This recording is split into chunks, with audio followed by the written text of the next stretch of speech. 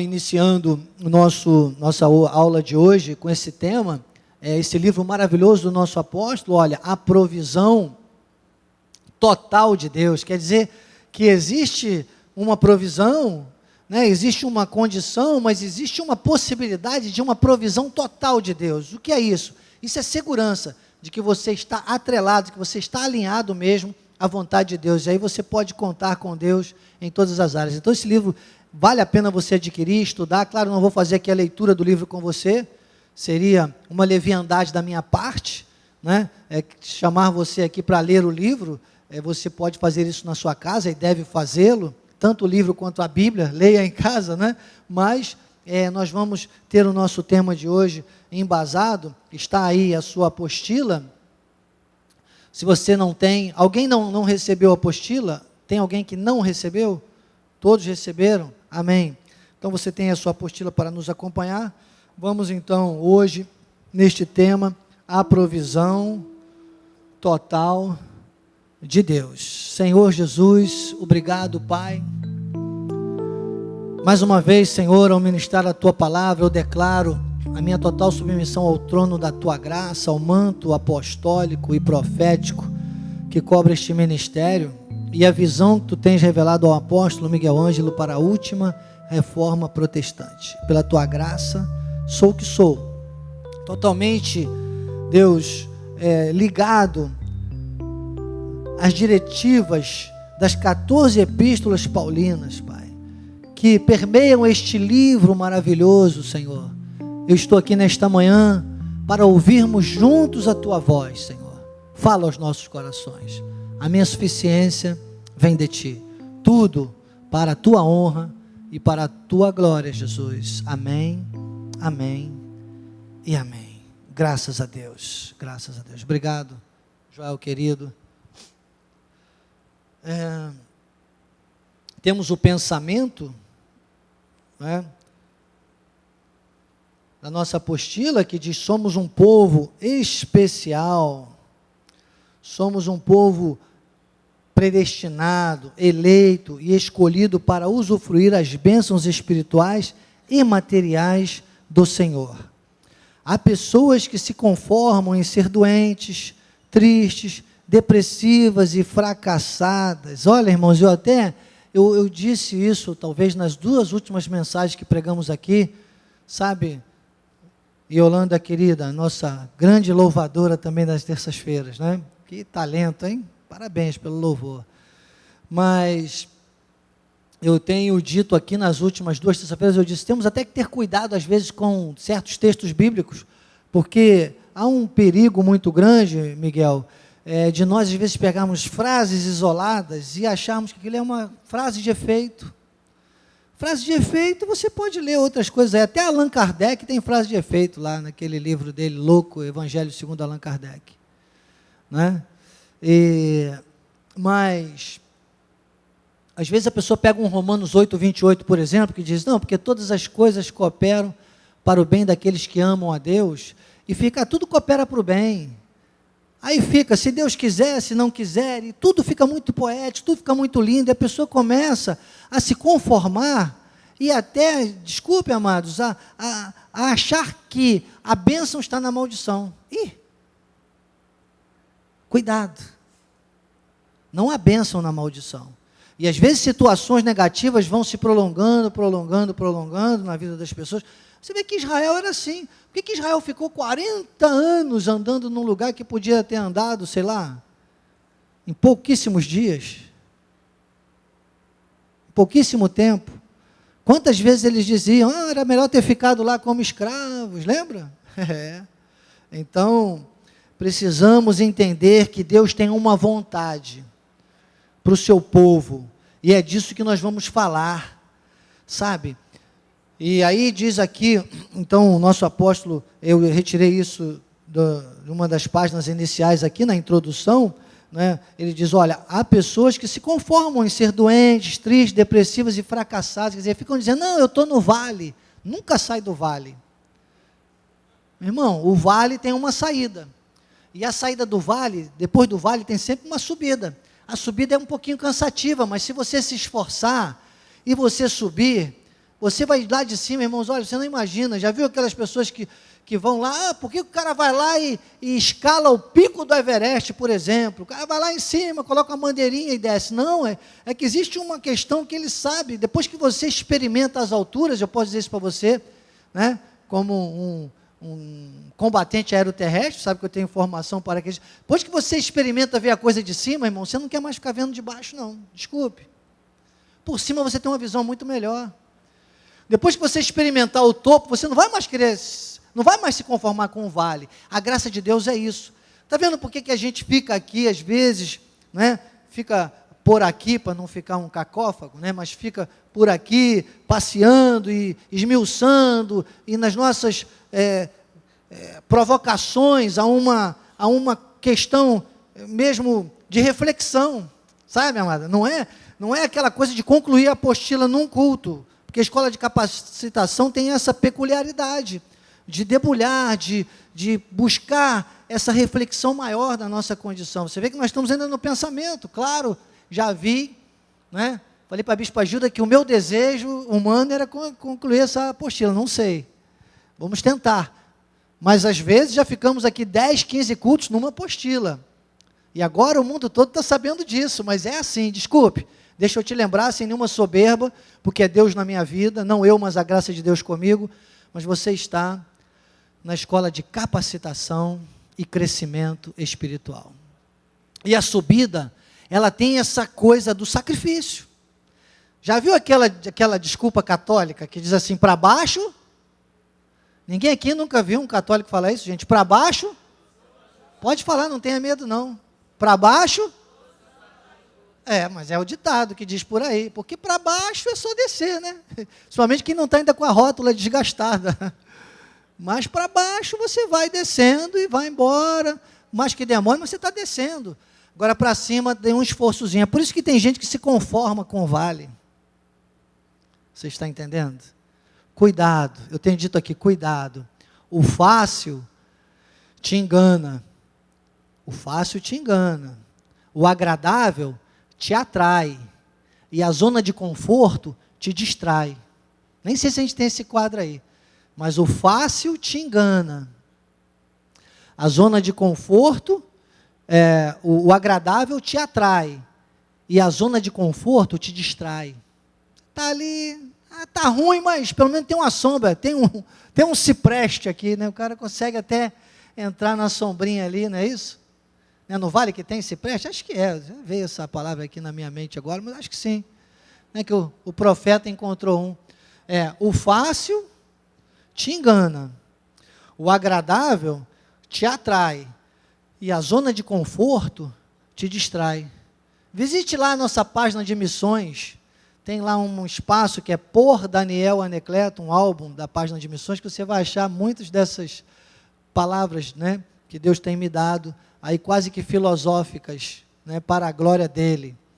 Então, ele diz, olha, o apóstolo Paulo, né, a advertência dele é muito incisiva, estamos na introdução, incisiva, rogando-nos para que não nos conformemos com este século, com o status quo do mundo, que está lá em Romanos 12:2, não vamos nem ler agora, depois nós vamos nesse texto, mas não vamos nem ler ele agora, que mais para frente vamos falar de novo. Mas o importante é nós entendermos aqui nessa introdução que o status quo do mundo, ou seja, qual é o status quo do mundo? Aquilo que o famoso pagodeiro diz, né? Deixa a vida me levar, a vida leva eu, né? E não, deixa a Bíblia me ensinar, Bíblia leva eu. Aí se a Bíblia está te levando, se é a palavra de Deus, vai dar tudo certo. Aliás, já deu tudo certo. Sabe por quê? Porque ele já consumou na cruz do Calvário. E a palavra profética deste ano, amados, tem que se cumprir em nossas vidas. Diga, eu recebo. Eu recebo. É estar sob a visão do Todo-Poderoso. Então, nós começamos aqui no número 1, no nosso primeiro capítulo do livro, quando o apóstolo, o tema é prosperidade. Prosperidade. E aí o apóstolo aqui na página 9, ele diz assim, nossa atenção nesse trabalho concentra-se sobre o assunto prosperidade. Vamos nos deter sobre ele com detalhes, com profundidade e verdade acima de tudo. Porque, irmãos, tem gente que diz assim, é o evangelho da prosperidade. Irmãos, não é o evangelho da prosperidade. Deus é um Deus de prosperidade. Prosperidade, na sua etimologia máxima da palavra, é vitória. Prosperar é vencer em tudo. Tem gente que pensa que prosperidade é dinheiro. Também é.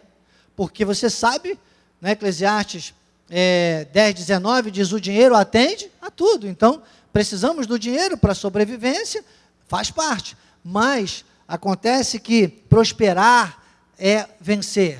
Prosperar é ser dono da situação. Prosperar é estar no controle. É mesmo às vezes em momentos de dificuldade, você saber que você está com Deus, e Deus tem o controle da tua vida, e por isso você está no controle da situação. Ele é Senhor de senhores. Ele é Rei de reis. Prosperar é reinar nesta terra. Então, o Senhor, Ele tudo nos proporciona, sabe, com escassez. Não, irmãos. E eu gosto disso porque isso contradiz a máxima da economia. A economia diz que o consumo é ilimitado e que os recursos são escassos. Com Deus é o contrário. Com Deus, o consumo ele é controlado pela sabedoria de Deus e os recursos são ricamente proporcionados para nós. Olha que coisa bem bonita, olha que bênção maravilhosa. 1 Timóteo 6,17 diz: exorta aos ricos do presente século. O que é ricos do presente século? Não são os ricos daqueles 100 anos quando foi escrito. Tem gente que pensa, diz assim, não, porque a carta paulina, a epístola é uma carta escrita por um apóstolo, por isso é epístola. Sabe, então diz assim, a carta paulina era para aquele tempo lá, do presente século. Não, amados, é do mundo. Século, esta palavra século na Bíblia, ela representa mundo, este tempo, este mundo neste tempo. Qual tempo? O tempo que nós estamos vivendo neste mundo. Enquanto você está neste mundo, por isso ele diz o presente século, é sempre presente para quem está neste mundo. Então ele diz, olha, exorta aos ricos, ou seja, aquelas pessoas que pode vir à tua mente agora, quantas pessoas você conhece, né, que a única coisa que tem é dinheiro.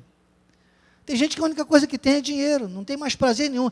Eu estava vendo no YouTube a retrospectiva das pessoas famosas que morreram esse ano. Às vezes tem essas coisas, viu isso também? Eu estava vendo as pessoas que morreram, e vi lá 2 ou 3 pessoas das famosas que morreram com mais de 90 anos. Eu falei, olha que vitória, essa pessoa teve a bênção de Deus, a longevidade, conseguiu, né? Se ela foi uma pessoa que conseguiu viver bem esses 90 e tantos anos. Mas a maioria, irmãos, e às vezes mulheres bonitas, homens saudáveis, morreram, se suicidaram, depressivos, porque só tiveram dinheiro, a fama. Não confunda a fama com importância. Fama, quase que eu busquei um inglês aqui, hein? Vamos buscar um sotaque, né? Tem pregador que cria um sotaque, sabe? Não, foi erro mesmo meu. Mas não confunda a fama, com importância. Cuidado, hein? Às vezes a pessoa é muito famosa, mas não tem importância nenhuma. Geralmente as duas coisas até podem andar juntas, a fama com a importância. Mas primeiro tem que ser a importância. Sabe quem é importante mesmo? Importante é uma pessoa, igual eu falei agora há pouco com Elias, ele tem a sua irmãzinha que está aí passando sua fase já complicada da idade. Eu perguntava a ele, mas talvez não seja o momento de colocá-la num lugar especializado. Ele disse, bispo, enquanto nós pudermos cuidar dela em casa, nós vamos fazer isso. Ele é importante para a irmã dele. Você está entendendo? A irmã dele é importante para ele. Uma vez questionaram um homem que todos os dias ia lá tomar café com a sua mãezinha, e ela já estava com Alzheimer, ela nem lembrava dele. E aí os cuidadores que ele tinha contratado para isso, um dia perguntaram, mas por que o senhor vem aqui todo dia de manhã se ela nem se lembra? O senhor acaba de sair, ela diz que o senhor não veio aqui. Ela não sabe mais quem é o senhor. Ele disse, tudo bem, ela pode não saber mais quem sou eu, mas eu ainda sei quem ela é. Você está entendendo a diferença de importância para a fama? Aplauda o Senhor.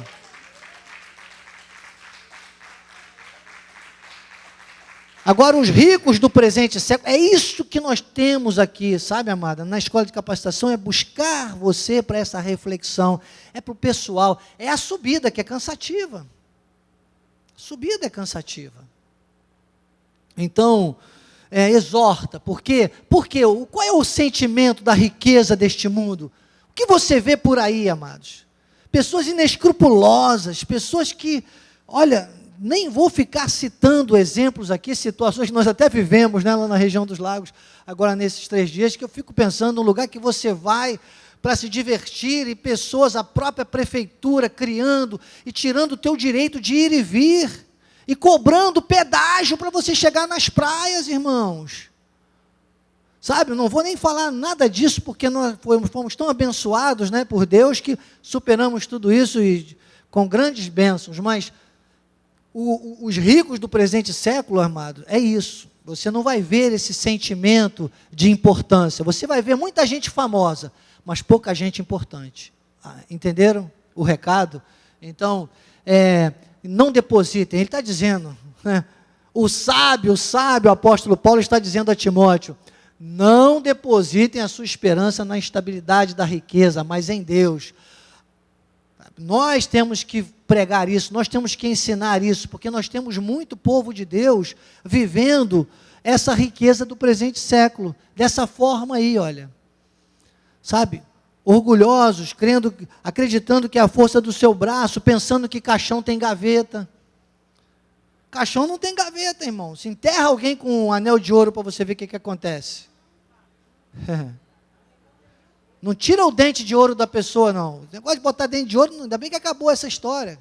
Que antigamente tinha que tirar na hora de enterrar, porque senão sabia que o coveiro olhava lá, mas deixa isso para lá para não ofender nenhuma classe social. Mas vamos aqui, segundo a ordem de Melquisedeque, quer dizer que há uma prosperidade determinada. É uma ordem, há uma ordem de Deus, há uma ordenança. Hebreus capítulo 6, versículo 20. Vamos acompanhar aqui, também pelo livro. Onde Jesus, como precursor,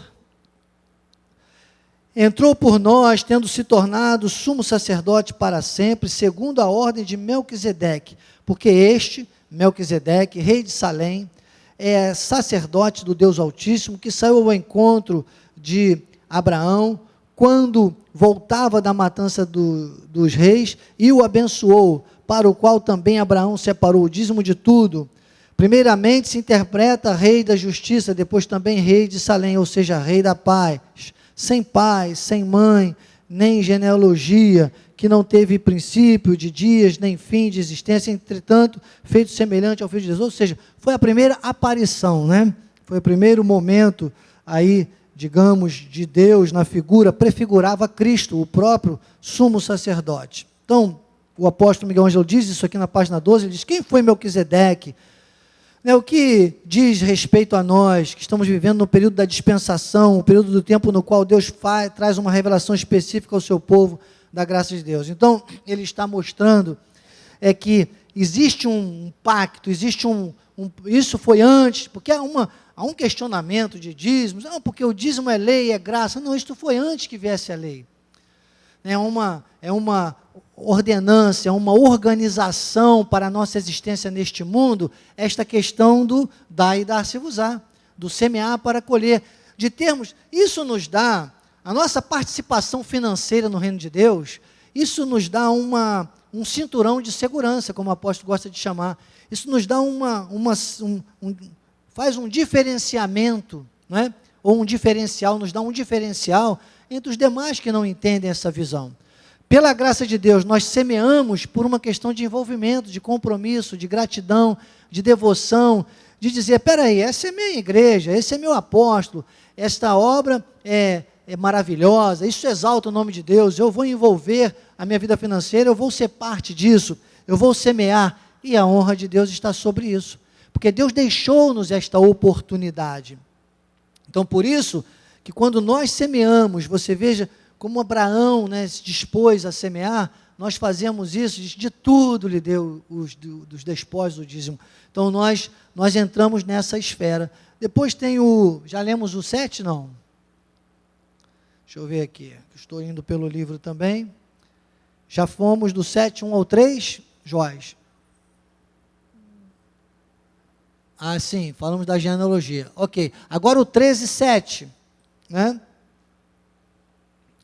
Capítulo 13, versículo 7. Lembrai-vos dos vossos guias, né? Imitai. imitai. Então está aqui na letra C, Hebreus 13, do 7 ao 17, diz: lembrai-vos dos vossos guias,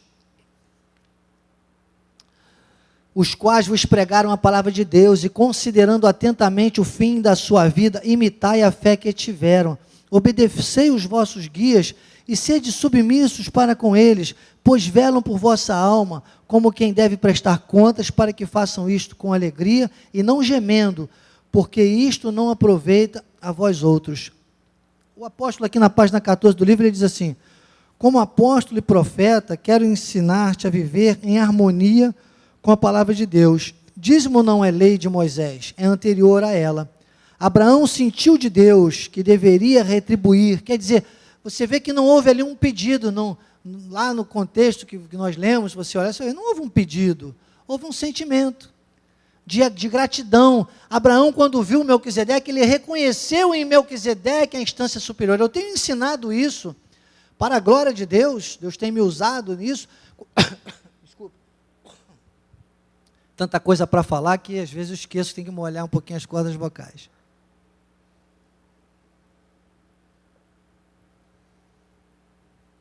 Opa, amém. Mas eu tenho, inclusive, batido muito nessa tecla com as nossas igrejas locais. Sabe que estamos aí indo para o 6º ano na diretoria de missões, e a realidade que nós encontramos era vergonhosa. Logo no início, quando o nosso apóstolo conversava conosco sobre as questões, eu disse: apóstolo, isso vai ter que mudar esse quadro do que as igrejas semeavam aqui na sede, era vergonhoso. Eu disse: apóstolo, vamos avançar, e Deus vai nos dar um sinal, o senhor vai ver o que Deus vai fazer, para a glória de Deus. Sabe, irmãos, isso não é soberbo, isso é segurança em Deus. Hoje, para a glória de Deus, nós temos, sabe, uma representatividade de bênção financeira no nosso ministério pelas igrejas locais. Mas não era assim.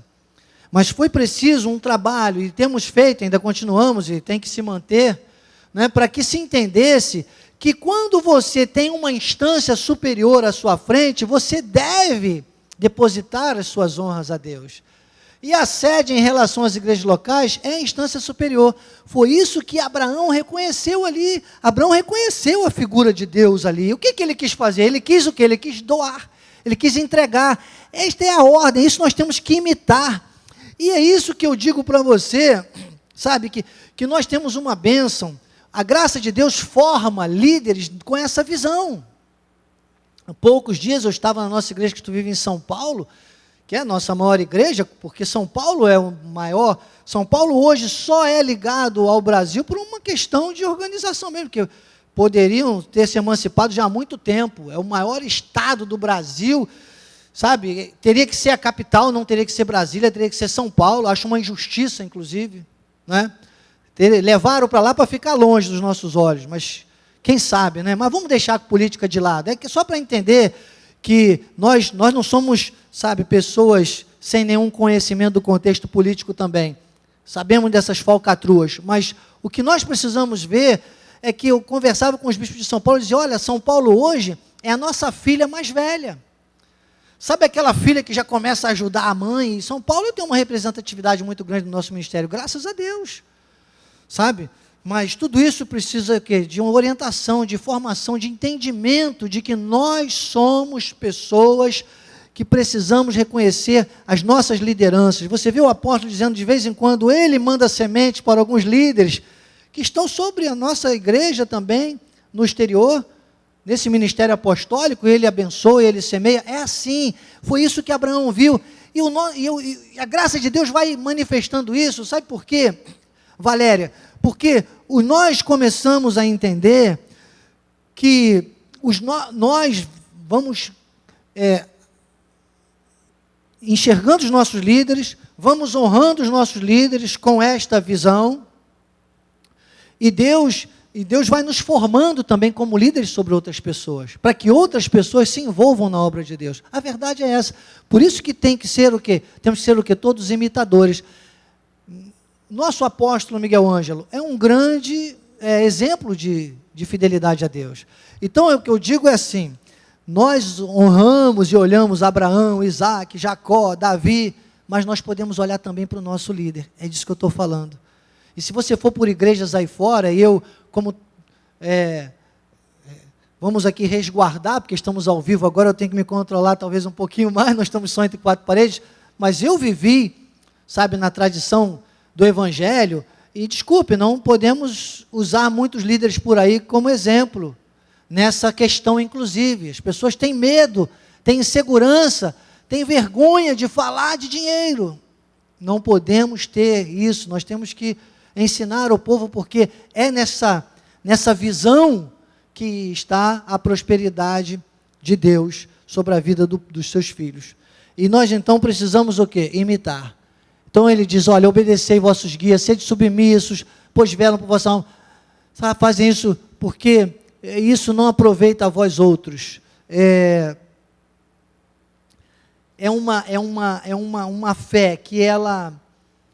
Vamos lá no versículo 17, olha só. Obedecei os vossos guias, sede submissos para com eles, pois velam por vossa alma como quem deve prestar contas, para que façam isso com alegria e não gemendo. Ou seja, quando os guias ensinam, e é por isso que nós aqui ensinamos só com a palavra, testemunho igual fiz hoje, sabe?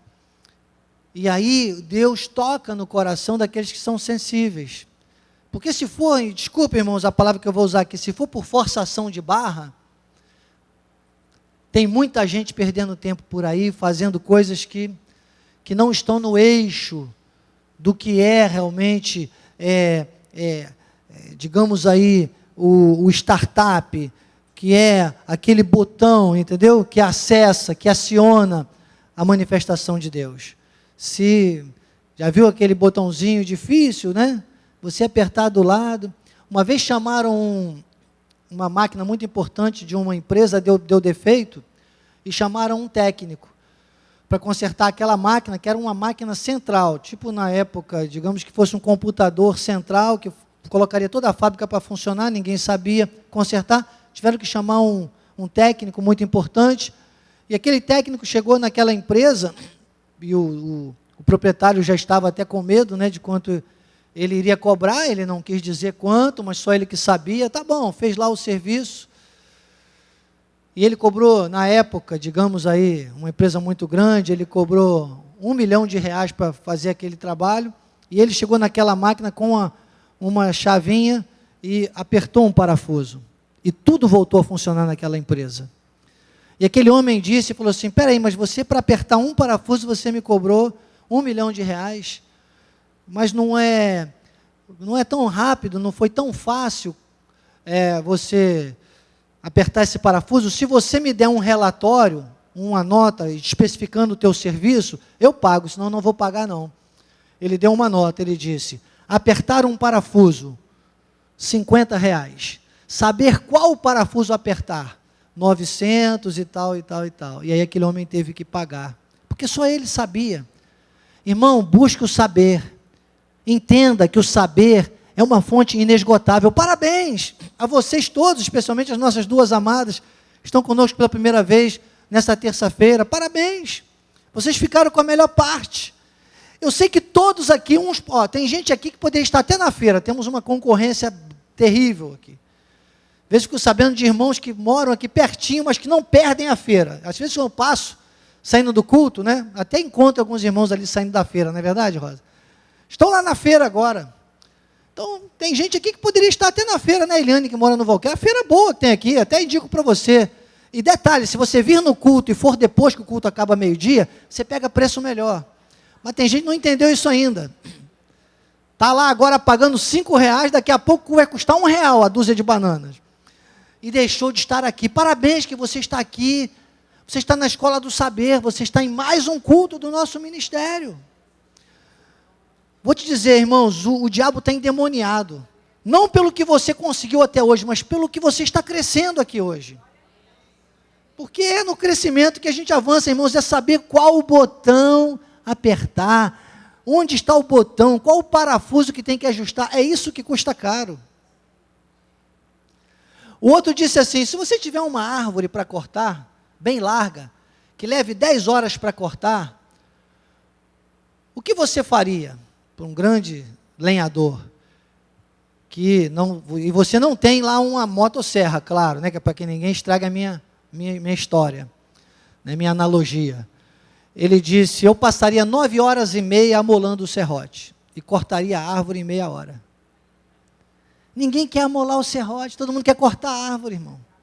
Mas amolar o serrote ninguém quer. Que bom que você está aqui amolando o serrote. Você está entendendo? Puxa aquele aplauso aí, Carlos Henrique. Terça-feira a gente pede. Ó.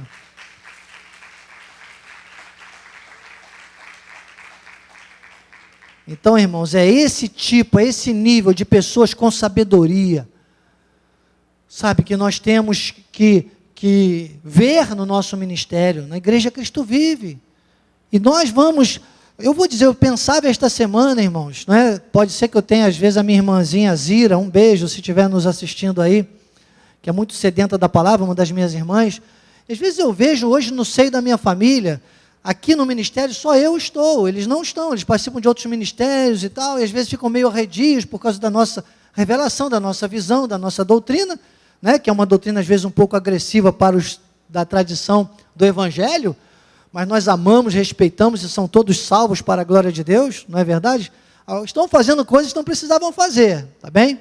Se quiser saber, me pergunte que eu explico depois. Mas o que eu quero dizer é que, sabe, eu estava pensando na minha família, às vezes quando a coisa aperta bastante lá, às vezes um sobrinho, que às vezes com tempo, quem eles procuram? Não é soberba, irmãos, é para a glória de Deus, não é, minha filha, que está aqui hoje para confirmar? É o tio Dani. Aí eu sou o bispo, aí eu tenho valor, e para a glória de Deus, e eu digo, eis-me aqui, irmãos, se me chamam para a festa, muitas vezes eu não vou, não tenho tanto tempo mais para as festas. Mas se for numa hora de aperto, estava nas minhas orações, às vezes a gente fica um pouco assim em tertúlias, eu tenho que pregar com o meu testemunho. Ai, Senhor, não tenho dado tanta atenção para a minha família. Eu disse, não, mas a minha família sabe que eu amo, sabe que eu estou servindo ao Senhor, e a hora que eles precisam, eu estou atento.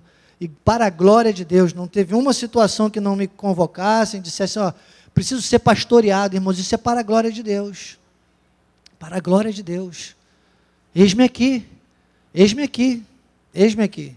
Tem pessoas que nem vêm na terça-feira, mas às vezes me chamam, bispo, olha, será que se eu posso vir numa terça-feira, você me atender depois? Eu abro a sala de missões, minha esposa vai de carona com alguém, eu nunca digo não, quando eu vejo que é um momento de Deus na vida das pessoas.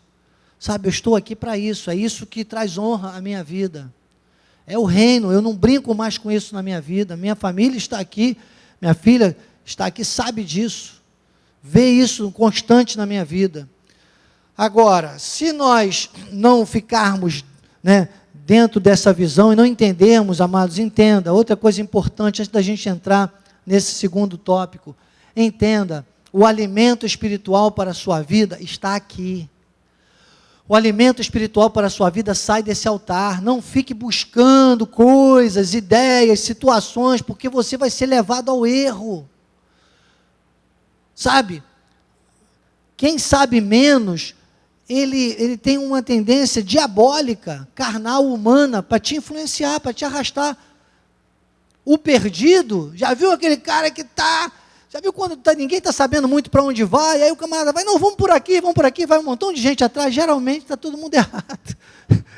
Tivemos uma experiência dessa, né? Não sei nem se vale a pena contar, mas chegamos num lugar lá, numa praia louca, que informaram para a gente, aí tinha uma travessia para fazer, e eu com um botezinho daqueles que eu salvo a vida, bonito, um botezinho, né, que Deus me deu para a gente brincar um pouco, eu estava lá com ele, vamos lá, eu coloquei o bote, saímos seguindo aquela multidão para o outro lado.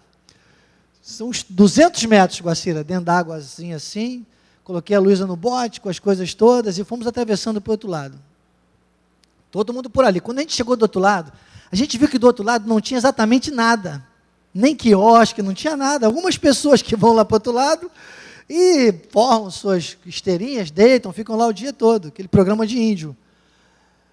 E quando nós olhamos para o outro lado, nós vimos que do outro lado tinha os quiosques, tinha tudo lá do outro lado, de onde a gente tinha vindo, só que a gente seguiu a maioria. Eu acho que os camaradas já pegam umas 10 pessoas logo de manhã e começa ali, né? E todo mundo vai seguindo. E eram só uns, sei lá, uns 40 metros. Nós tínhamos andado 200 para lá, dentro da água, e do outro para voltar ali, aquele outro cantinho, que era logo depois, era só uns 20 metros, 30, assim. Hein? Não era na água. Nem precisa. Não, e se tivéssemos ido em frente, ao invés de seguir a maioria por ali, a gente teria chegado lá sem passar na água. Só que quando a gente chegou do outro lado, a gente viu novamente algumas poucas pessoas voltando por ali e falamos, vamos voltar também. Aí voltamos, eram 20 metrinhos só. Quer dizer, se a gente quisesse passar para o outro lado, a gente poderia ter andado um pouco mais e lá só andaríamos 20 metros, até para passar para o outro lado. É isso que eu quero dizer para você. Então, na verdade, as pessoas, para quem está perdido, como diz o ditado, qualquer caminho serve. Não podemos ficar perdidos. E esse tópico 2, ele fala exatamente disso. É religiosidade e cobiça. É isso que impera, irmãos. O ser humano impera a carne. E é interessante que Jesus diz assim, só uma coisa lhe falta. Só saber como apertar o parafuso, ou qual parafuso apertar. Isso custa caro. Para saber o que falta, para saber das coisas, para aprender, custa caro. Está lhe custando uma manhã de terça-feira. Não é? Para a carne, irmãos, a nossa carne queria qualquer outra coisa. Queria estar numa praia uma hora dessa, na piscina. Eu poderia ter ficado mais lá, pedia a Bispa Rosa, a Sandra, né?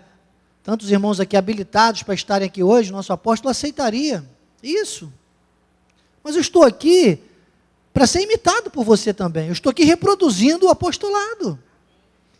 Eu não subo esse altar para brincar.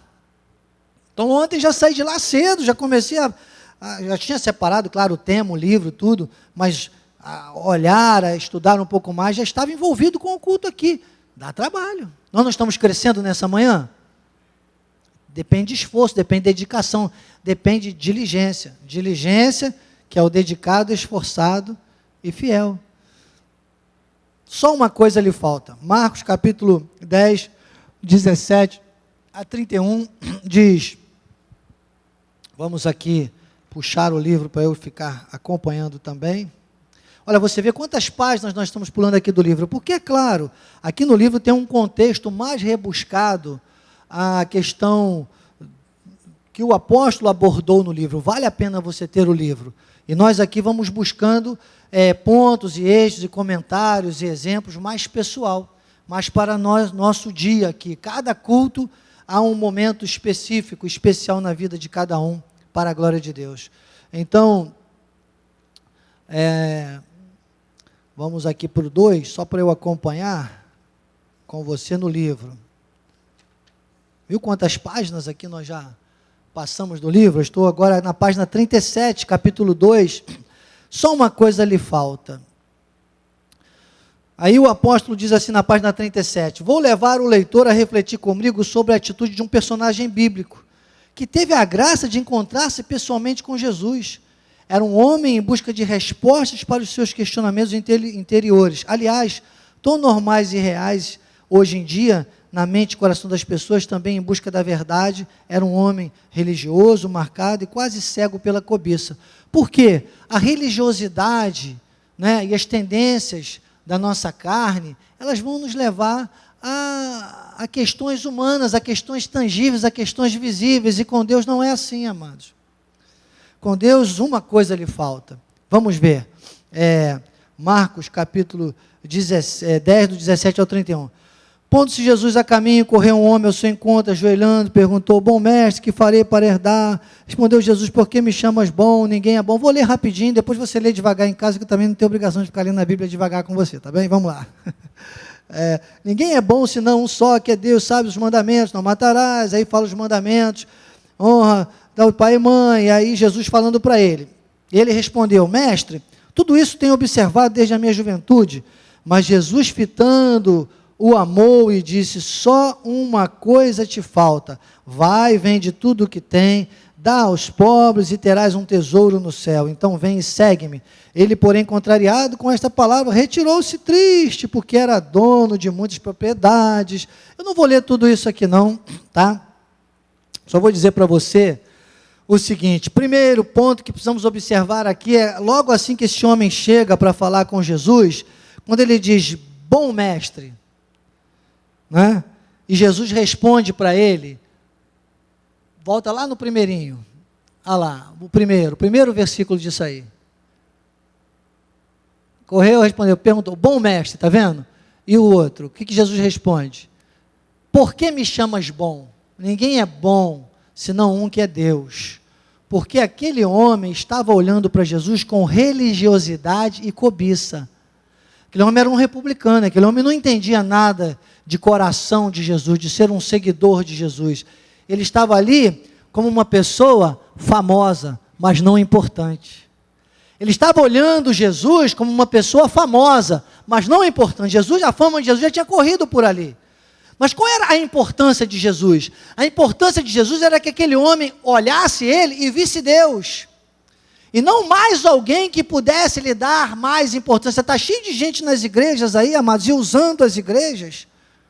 E cuidado, porque hoje é um grande veio comercial. Às vezes você vê um artista, aquele cantor, cuidado, irmão, parou de vender no mundo secular, busca o mundo gospel. Bispo, dizia minha mãezinha, você aqui diz coisas do arco da velha. E é verdade. Cuidado, vamos ser mais, observar, peraí, as pessoas estão querendo a bênção de Deus ou o Deus da bênção? As pessoas estão querendo fama do Evangelho ou a importância do Evangelho? Elas são religiosas e cobiçosas ou elas são realmente pessoas do reino de Deus? Então, primeiro Jesus disse, por que me chamas bom? Porque aquele homem estava olhando Jesus na carne. E o Cristo da carne não é nem para ser lembrado. Paulo, quando diz a Timóteo, diz, prega o Cristo ressuscitado, segundo o meu Evangelho. Depois ele diz assim, olha, a ninguém conhecemos segundo a carne. Se conhecermos Cristo segundo a carne, já não conheçamos mais deste modo. Então, o primeiro ponto para saber que Jesus rejeitou aquela condição era essa. Só que Jesus o amou, ou seja, ele amou, né? Ele tratou com um sentimento de amor, ele deu uma oportunidade. E ele tratou e cuidou o quê? Da ferida daquela pessoa. Ele disse, abra a mão. Isso aí não é contra a riqueza, amados. Isso é contra a cobiça. Abra a mão de toda a sua riqueza pelo reino. Aquela pessoa ficou triste e foi embora. E se separou, né? Ele, porém, retirou-se triste, porque era dono de muitas propriedades. Então, nesse próprio contexto aqui, diz e questionam-se os discípulos, dizem, mas sendo assim, quem poderá se salvar? Jesus diz, os impossíveis dos homens são possíveis para Deus. Ou seja, quando aquela pessoa é para ser salva, isso é trabalhado por Deus, é claro. Se não é, não vai ser. Mas aí é uma questão de Deus. Aqui a gente não fala de salvação. Aqui a gente fala de qualidade de vida espiritual. Aqui a gente fala, de mostrar ao salvo que ele pode viver a salvação nessa terra. Ele deve viver a salvação nesta terra. Então, só o que falta, irmãos, no meio de tanta gente aí hoje, na religiosidade, é entender a graça de Deus, é entender o plano perfeito de Deus para os seus filhos. Vamos lá. Aqui o apóstolo, na página 38, ele diz assim, nós estamos vivendo em absoluta solidez, a última reforma que Deus está realizando em sua igreja. Sabemos que Martim Lutero foi chamado de reformista e, na realidade, ele não fez nada menos que ouvir a voz do Espírito Santo, proclamou as teses que defendia, uma vida por fé, uma vida por graça. Então, amados, nós precisamos entender que as questões de Deus, as coisas de Deus, a vontade de Deus, viver sob a visão, do Todo-Poderoso, leva a algo a mais, leva a um sentimento mais aguçado do que trata simplesmente essa religiosidade. Efésios 2,8, você sabe, pela graça sois salvos mediante a fé, se não vem de vós, é dom de Deus. 1 Timóteo capítulo 6, versículo 10, o amor ao dinheiro. Tem gente que pensa que o dinheiro é a raiz de todos os males. Tem alguém aqui que acha que o dinheiro é a raiz de todos os males? Se tiver, por favor, irmãos, eu estou querendo trocar de carro, alguma coisa. Quando passar, já deixa o cheque ali passa todo o saldo da conta para mim, eu fico com o teu dinheiro, tá bem? Sabe por quê? Porque eu já sei algo mais, eu vou saber fazer. Bispo, que coisa. Você pela internet, é só uma brincadeira, irmãos, é só para a gente entender, para reforçar. Sabe, porque tem até andaram colocando no quadro, se o teu dinheiro é mau, né, dá para mim, atrás dos carros, frase de caminhoneiro, né? Não é o dinheiro que é a raiz de todos os males, é o amor ao dinheiro, né? É a cobiça, é o que a religiosidade, muito religioso, muito, não, porque dízimo é da lei, é da graça, mas vai lá e dá R$1.000 por uma fogueira santa. Camarada diz que vai dar não é o dízimo, mas é uma garrafinha d'água, sabe, que é água de não sei de onde, foi pego. Irmãos, porque a pessoa acha que pode comprar. A pessoa acha que pode comprar. Isso aqui não é casa de negócios. Isso aqui é um lugar de ensinar a graça de Deus, de ensinar que Deus tem uma provisão total para os seus filhos. Então, o amor ao dinheiro é que é a raiz de todos os males. Nós não vamos nos deixar levar para isso. João 10, 27, diz, as minhas ovelhas ouvem a minha voz, eu as conheço e elas me seguem.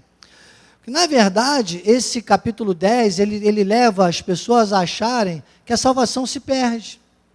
Que aquele homem teria perdido a salvação, ou poderia perder a salvação, inclusive, porque ele foi embora. Ele não aceitou Jesus, como diz aí fora. Só que, se aquele homem, o que Deus estava dizendo é o seguinte, que Jesus estava dizendo naquele momento ali, se nos planos de Deus, a salvação está sobre aquele homem, até ele vai se salvar.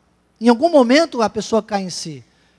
Então esse contexto não fala de perder a salvação, porque as ovelhas, quando é ovelha, em algum momento ela ouve, e ela segue. E o versículo 28 não está aí não, mas diz que o Senhor diz, ninguém arrebatará das mãos dele. Não pode. Pois que ela segue, ele dá a vida eterna e ninguém vai arrebatar das mãos dele. Está no versículo 28, nós não colocamos aí, não está no livro. Então, o apóstolo diz aqui na página 39, esse capítulo de Marcos esteve oculto até agora, na época que ele escreveu, até para mim, mas Deus iluminou para entender a mensagem nele contida. Jesus estava caminhando com os seus discípulos, tudo que se passava ao redor deles, ensinando para os discípulos. De repente houve um espetáculo religioso, ou seja, aquele momento era voltado para os discípulos, só que alguém quis entrar naquela esfera que ainda não estava preparado. A verdade era essa, era um republicano, não estava preparado. Jesus então dá a dica para ele, disse, olha, não é assim. Sabe que a gente tem que ter muito cuidado com essas coisas? Eu digo sempre, amados, atenção, você na igreja, falar aqui uma coisa que é ilustrativo, tá? Mas você na igreja tem que olhar como se você tivesse aqui dentro, irmãos, primos e joio dentro da igreja. Bispo, quem são os irmãos? Irmãos são aqueles que você vê que estão realmente alinhados, que buscaram, que estão com a sua vida regrada na palavra. E irmão é aquele que senta na mesa com você, com toda a liberdade. Os primos são da família, até sentam na mesa, mas ficam meio deslocados, estão chegando na família. Sabe, você não pode deixar se envolver com aquelas pessoas que ainda não estão com a vida totalmente estribadas no que é correto de Deus. O apóstolo Miguel Ângelo, ele tem uma das frases sábias dele, que ele diz assim, não existe uma forma errada de fazer a coisa certa. Então, se você está vendo pessoas que ainda querem fazer a coisa certa de forma errada, irmão, não chame para sentar à sua mesa. Chamar para sentar à sua mesa é intimidade, não dê intimidade. Seja modelo, seja exemplo. O mal, ele é necessário. Diga comigo, o mal é necessário. Sabe para quê? Para que o bem aconteça. Se não houvesse mal aqui, na nossa igreja, ou na nossa volta, isso aqui não seria mundo, isso aqui não seria terra, isso aqui seria céu. Só no céu não há mal.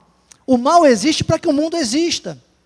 Agora, o grande problema é quando o mal consegue influenciar o bem. Isso não pode. E para que você não se deixe influenciar, você precisa estar alinhado. Vocês estão entendendo? Para ter coragem de dizer, peraí, por que você está fazendo tudo isso? Você está reconhecendo Deus em primeiro lugar? Seja bem-vindo. Senão, vamos esperar, vamos amar, interceder e ensinar. Eu não estou falando aqui para você ficar discriminando ninguém. É para amar, interceder e ensinar. Agora, a sua intimidade é para poucos, amado. Entende? Aquela palavra, aquele momento ainda era ali para os discípulos. Aquele homem quis entrar e Jesus disse, espera aí, para esse papo aqui, tem que tem que deixar algumas coisas, te falta uma coisa. Te falta uma coisa. Sabe, muito rigor ascético, muita potência, muita importância, pessoas muito importantes, cuidado. Cuidado. Muitos se acham importantes, mas na verdade só tem fama. Entende? Até a estrela que brilha, já morreu há milhões de anos. Cuidado com as estrelas. Entende? Então, Marcos 10, 29 a 30, em verdade, irmãos, em verdade. Jesus falou 58 vezes a palavra em verdade. E lá em João ele duplica. 28 vezes ele diz em verdade, em verdade. Tem que ser em verdade. Marcos 10, 29, Marcos 10, capítulo 10, versículos 29 e 30, diz: tornou Jesus, em verdade vos digo, ninguém há que tenha deixado casa, ou irmãos, ou irmãs, ou mãe, ou pai, ou filho, ou campos, por amor de mim e por amor do Evangelho, que não receba já no presente o centro de casas, irmãos e irmãs, então, e por vir a vida eterna. Então ele está dizendo, gente, há uma garantia. Isso é provisão total de Deus. Olha, todas as áreas. Diga comigo, todas as áreas. É garantia. Só que tem que ter, sabe, essa coisa, tem que priorizar, tem que dizer, peraí, é o reino de Deus, o meu coração está no reino de Deus, é por Deus, eu estou aqui por Deus. Está certo que o bispo Daniel com essa barba branca até ficou mais bonito, até minha esposa gostou, que bom, a Rosa não gostou muito, né, Rosa? Mas, né, tá bom, a Gilda disse, não tira mais, bispo, que bom, eu quero saber se eu estou bonito. Eu pergunto primeiro a Dani, que a Dani sempre me diz, pai, você está lindo, aí eu me convenço, né? Quando ela diz que eu estou lindo, aí já fico, né? Então, sabe, irmão? Mas não é por isso, não é por causa da minha barba branca, não é, Juju? Você está aqui por Deus. Você está aqui porque você ouve Deus, porque Deus fala ao seu coração. Amém. É por isso que eu estou aqui. Olha, eu vi uma frase há pouco tempo no Facebook que eu achei interessante também. Dizia assim, quem entra na igreja por causa de gente, sai da igreja por causa de gente. Então saiba que você está no melhor lugar sobre a face da terra. É sobre a face da terra. Agora você tem que, e quanto mais você andar nesse veio espiritual, mais você vai ter olhos espirituais para entender quem é irmão, quem é joio e quem é primo. O joio, Deus vai te mostrando, e se Deus te mostrar algum joio, irmão, é assim com temor e tremor, você não vai ter toda a certeza, porque senão você ia querer arrancar, Deus não nos deu essa propriedade, mas se tem muitas tendências, muito fruto, irmão, se reserve mais ainda, até que se prove o contrário. Se reserve mais ainda, porque a função do joio na igreja é desviar o cristão, é influenciar o cristão, sabe? Então, mantenha a distância, até que se prove que tem uma vida espiritual, mantenha a distância. A sua intimidade é para poucos, amado, poucos. Não vai ter muita gente à sua volta que já está atingindo o nível espiritual de maturidade que você está atingindo, não. Você tem que amar, interceder e ensinar, mas com sabedoria, com maturidade, em verdade, em verdade. Então chegamos aí ao minuto final, na próxima semana nós vamos entrar na conclusão deste livro, que fala, né, dos outros capítulos, de todo esse contexto aí, nos outros capítulos, nós vamos entrar no capítulo 3, a postura de uma igreja em face à prosperidade, aí você vai entender o contrário senso. Nós paramos aqui falando da religiosidade, da cobiça, vamos ver a postura melhor, a postura mais correta aqui, né, que Deus nos deixa de eixo para essa vida espiritual de prosperidade, de provisão total dele, e, se possível, entraremos no capítulo 4, onde aí nós já vamos rebuscando direto cada capítulo desse livro maravilhoso do nosso apóstolo, tá bem? Por hoje, creio que Deus falou ao seu coração, porque falou ao meu, é só avançar, mas eu quero fechar,